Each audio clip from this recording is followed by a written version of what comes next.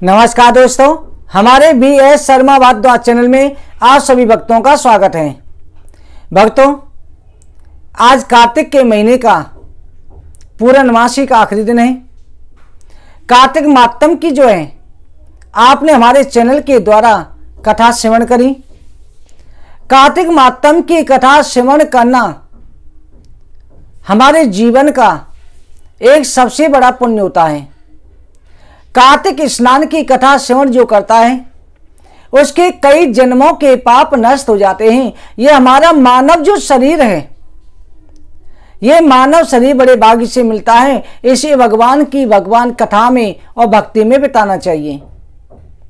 आज की जो कथा में हम कार्तिक मातम के कथा सुनने का जो महत्व है, इसका मातम क्या होता है, ये पूर्णमासी के दिन जरूर सुनना चाहिए, इसका वर्णन कर रहे हैं। आप सभी जो हैं भगवान श्री नारायण बाल मुकुंद का ध्यान करके इस कथा का मातम का श्रवण करें। इस मातम के श्रवण करने से पूरे महीने की जो कथा सुनी है उसका फल प्राप्त होता है। वही फल, पूरे महीने का फल आज की कथा से प्राप्त हो जाता है। इस मातम का श्रवण करने से हमारे कई जन्मों के पाप नष्ट हो जाते हैं और भगवान राधा कृष्ण की कृपा से जिसकी जो भी मनोकामना होती है वो कामना अवश्य पूरी होती है। बोलो कार्तिक मातम की जय। भक्तों, कार्तिक मातम भगवान श्री नारायण का साक्षात स्वरूप है। आप जानते हैं कि कार्तिक की कथा जिस दिन से कार्तिक का महीना प्रारंभ होता है उस दिन से लेकर के जब तक संपूर्ण होता है, भोग पड़ता है, उस दिन पूरा महीना हमारा व्रतों का, पर्वों का दिन होता है। सारा कुछ देने वाला अर्थ, धर्म, काम, मोक्ष चारों पदार्थ कार्तिक के महीने की कथा सुनने से, कार्तिक स्नान करने से प्राप्त हो जाते हैं। कार्तिक के महीने के 3 अंग होते हैं। 3 अंगों का जरूर ध्यान रखें। पहला कार्तिक स्नान, दूसरा कथा श्रवण, कार्तिक की कथा जरूर सुनो, और तीसरा दान। स्नान, कथा, दान तीनों जो हैं भगवान के कार्तिक के महीने के अंग हैं। कथा भी, स्नान भी करो, फिर उसके बाद कथा सुनो, फिर अपनी श्रद्धा के अनुसार दान निकालो, क्योंकि तीनों के संयोग से ही भगवान के लोक की प्राप्ति होती है। भगवान श्री नारायण प्रसन्न होते हैं। हाँ, जिसकी सामर्थ्य नहीं है वो केवल स्नान और कथा श्रवण ही कर ले, पर जो सामर्थ्य होती है वो भी लक्ष्मी का नारायण के लिए प्रयोग जरूर करें। भक्तों, कार्तिक के महीने में अर्थ, धर्म, काम, मोक्ष चारों पदार्थ किस प्रकार से प्राप्त होते हैं।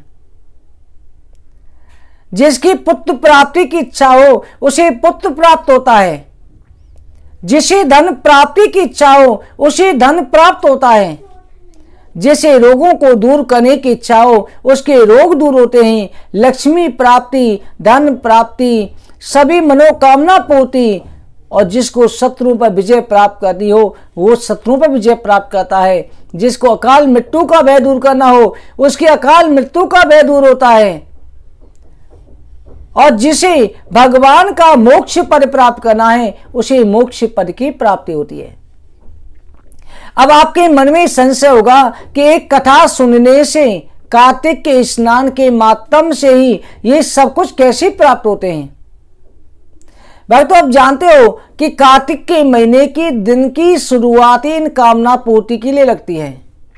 जैसे कार्तिक स्नान जिस दिन शरद पूर्णिमा को शुरू हुआ उस दिन विधि के व्रत की कथा होती है और भगवान के महाराज की कथा होती है। विधि के व्रत की कथा सुनने से सुख सौभाग्य की प्राप्ति होती है और महाराज की कथा श्रवण करने से काम क्रोध मद लोभ पर विजय प्राप्त होती है। उसके बाद में जो है सत्यभामा की कथा आ जाती है, जिसमें भगवान ने एकादशी का मातम, कथा श्रवण का मातम बताया कि वो सत्यभामा भगवान की प्रिय किस प्रकार से हुई।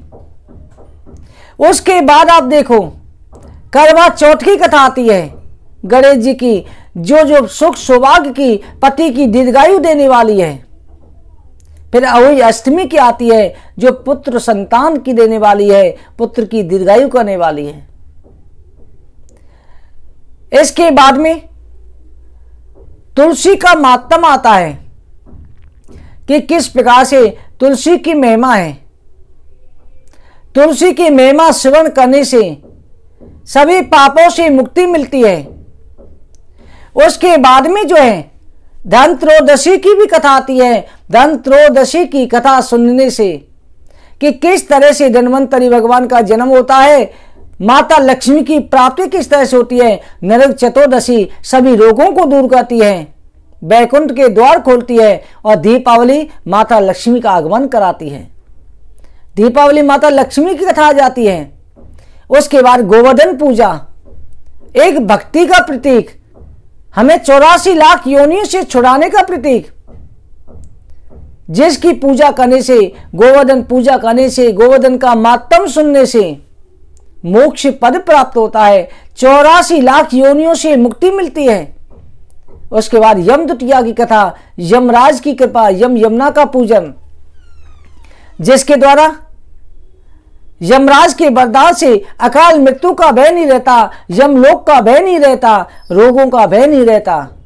ये सब कुछ प्राप्त होता है।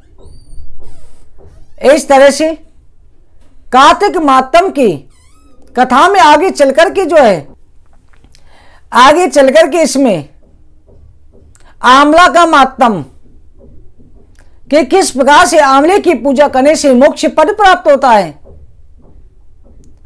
गंगा स्नान का मातम, गंगा जी की उत्पत्ति किस प्रकार से हुई और किस प्रकार से गंगा के द्वारा मोक्ष पद प्राप्त होता है। महाराज सुदास को भी मोक्ष पद की प्राप्ति हुई। ये सभी कार्तिक के महीने में आते हैं। उसके बाद में जो है सोमदत्त ब्राह्मण की कथा, जो गंगा जल तुलसी दल के द्वारा कला नाम की राक्षसी को मोक्ष प्रदान करता है। राजा सुदास को भी गंगा जल से मोक्ष प्राप्त हुआ। आगे चल के विष्णुदास ब्राह्मण की कथा आती है, जिसमें विष्णुदास ब्राह्मण जो है भक्ति का ज्ञान देता है कि विष्णुदास ब्राह्मण को भक्ति के द्वारा भगवान के लोक की प्राप्ति हुई, भगवान का पार्षद बना। आगे चल के जो है एकादशी के भी मातम, किस प्रकार से एकादशी का व्रत रखने से, एकादशी की पूजा करने से भगवान नारायण प्रसन्न हो जाते हैं। फिर ध्वजारोपण की कथा, मंदिर पर ध्वजा बांधने से, मंदिर की साफ सफाई करने से किस प्रकार से भगवान की लोक की प्राप्ति हुई, धन दान की प्राप्ति होती है। जब तक ध्वजा लहराती है तब तक पितर वैकुंठ चले जाते हैं, उतने लोग तक रहते हैं, और प्राणी भी उतने लोगों दिनों तक, युगों तक वैकुंठ में वास करता है। आगे चल के दीपदान का मातम कि दीपक जलाने से एक मूस का भी किस तरह से रानी मदालसा बन गई। दीपदान का महत्व इतना होता है। उसके बाद में भीष्म पंचक की कथा, जिसमें पांडवों को, पांचों पांडवों को 5 एकादशियों का जो 5 दिन दीपक जलाते हैं, उनके मातम का वर्णन है। पंचगव्य का वर्णन है। गाय के घी, गौमूत्र, गोबर, दही, दूध, इनका सेवन करने से किस तरह से 5 पांडवों को 5 एकादशियों के द्वारा मोक्ष प्राप्त हुआ, भगवान के प्रिय हुए। ये सभी अति महत्तम श्रेष्ठ हैं। फिर कार्तिक के महीने के उद्यापन की कथा भी आई। इसके बाद में जो है किए हुए पुण्यों का धनेश्वर ब्राह्मण की कथा आई कि किस प्रकार से धनेश्वर ब्राह्मण ने दोषों के स्पर्श करने से, कार्तिक का मातम देखने से, कार्तिक की पूजा विधि देखने से किस तरह से भगवान के लोक को प्राप्त किया, किस तरह से मोक्ष प्राप्त किया। भक्तों, ये सभी कथाएं कार्तिक के महीने में आती हैं। तो देखो, पुत्र का देने वाला, धन का देने वाला हर पर्व इस कार्तिक के महीने में आता है। इसलिए कार्तिक के बराबर किसी महीने का भी पुण्य नहीं है। कार्तिक की महिमा श्रेष्ठ है। कार्तिक की व्रत कथा, स्नान, दान, कथा श्रवण ये अवश्य करना चाहिए, क्योंकि हमारा मनुष्य शरीर जो है बड़े भाग्यों से मिलता है। बड़े भाग्य मानुष तन पावा, सुर दुर्लभ सद ग्रंथन गावा। 84 लाख योनियों को भोग करके ये मनुष्य शरीर मिला है, इसका सदुपयोग करो, भगवान के लिए करो। संसार को हम सब कुछ देते हैं, पर परमात्मा के लिए भी हमें अपना समय निकालना चाहिए। ये नहीं कि आप घर बार छोड़ दो, घर के कार्य भी करते रहो, काम करते रहो, नाम जपते रहो। घर के कार्य करते हुए भी भगवान का नाम स्मरण रखो, हर पल में उन्हें याद रखो, तो उतने से वो प्रसन्न हो जाते हैं। कार्तिक के महीने में पूर्णमासी के दिन, चतुर्दशी की शाम को जो है, और पूर्णमासी के दिन भी 365 बत्तियों का जो बत्ती आती है उनका दीपक जलाए, अथवा 5, 7, 11, 21 जैसी भी सिद्धा हो उस प्रकार से दीपक जलाना चाहिए। पूर्णमासी को भगवान के आंवले का पूजन करे, ब्राह्मण को भोजन कराए, ब्राह्मण को दान पुण्य करे, गौ की सेवा करे, ये सब कुछ वर्णन है। इस सभी मातम के सेवन करने से भगवान श्री नारायण की कृपा से सभी मनोकामना पूरी होती हैं। भगवान श्री नारायण आपकी सभी मनोकामना पूरी करें। आप सभी के ऊपर शरीर निरोग हो, पुत्र धन की प्राप्ति हो, सभी मनुष्य पूर्ति हो, क्योंकि जा पर कृपा राम की होई, ता पर कृपा करें सब कोई। जब नारायण की कृपा हो जाती है सब कुछ प्राप्त हो जाता है। भगवान श्री नारायण आपको सब सुख प्रदान करें।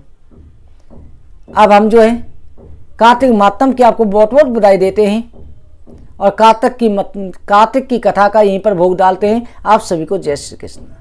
बोलो कार्तिक मातम की जय।